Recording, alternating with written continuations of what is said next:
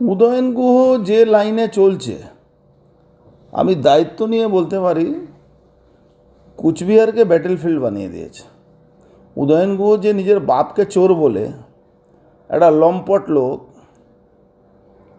সেদিন শুভেন্দু অধিকারী গেছিলেন যেভাবে লেলিয়ে দিয়েছে কিছু জেহাদিদেরকে, ওর কপাল ভালো আমি ছিলাম না, নাহলে দেখতাম দাড়িওয়ালা মোল্লারা কত দম আছে, কত তার সাহস আছে। সে শুভেন্দু অধিকারী গাড়ির উপরে হামলা করছে। সেদিন শুভেন্দু অধিকারীকে খুন করার প্ল্যান ছিল, নিজের বাবা মা আশীর্বাদে উনি বেঁচেছেন। কিন্তু উদয়ন গুহ যে রাস্তায় হাঁটছে, উদয়ন গুহ কপালে দুঃখ আছে। কোচবিহারের প্রশাসন কি দল চালাচ্ছে, তৃণমূল চালাচ্ছে? কোচবিহারের প্রশাসন বলে কিছু নেই, কিছু নেই।